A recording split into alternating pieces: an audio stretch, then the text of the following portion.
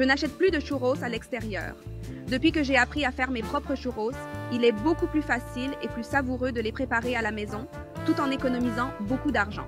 Si vous voulez vous aussi préparer de délicieux churros, il vous suffit de suivre les étapes suivantes.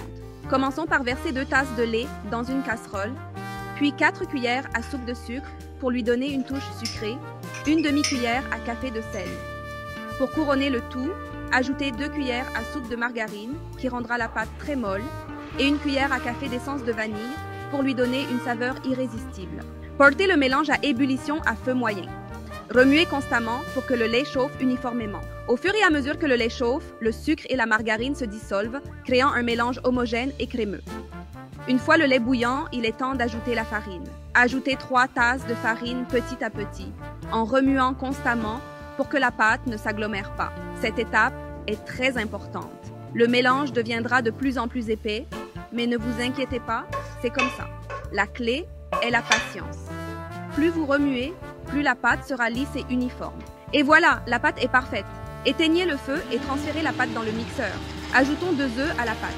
Ils feront toute la différence en rendant la pâte plus légère et plus souple, idéal pour le façonnage. Cette étape permet d'incorporer les œufs de façon homogène, ce qui rend la pâte encore plus savoureuse. Passons maintenant à la partie créative. Prenez une bouteille en plastique vide, coupez-la en 2 et faites un trou en forme d'étoile dans le couvercle à l'aide d'un couteau chaud. Cela donnera au churros cette forme classique et croustillante. Remplissez la bouteille avec la pâte, mais ne la remplissez pas jusqu'en haut pour éviter que la pâte ne s'échappe lorsque vous la pressez. Une fois la bouteille prête, mettez une poêle d'huile sur un feu moyennement élevé et attendez qu'elle chauffe. Pressez alors la bouteille, en laissant la pâte s'échapper directement dans l'huile chaude. L'huile doit être à la bonne température pour faire frire les churros, mais sans les brûler. Appuyez sur la bouteille avec un peu de force et coupez les churros à la taille que vous préférez, en utilisant des ciseaux ou un couteau pour séparer les portions. Cette recette de churros maison est tout simplement fantastique. Facile à suivre, avec des ingrédients abordables et un résultat délicieux. La pâte est parfaite, croustillante à l'extérieur et moelleuse à l'intérieur. Le pas à pas est très pratique, idéal pour ceux qui veulent impressionner en cuisine.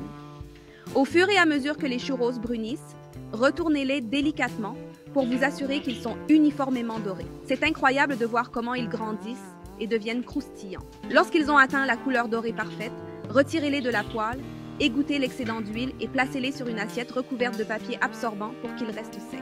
Et voilà, vos churros maison sont prêts à être servis. Il ne vous reste plus qu'à choisir votre garniture préférée, à la saupoudrer de sucre et de cannelle et à déguster ce délice chaud. Cela vaut vraiment la peine d'essayer. Voilà notre recette du jour, j'espère que vous l'avez appréciée.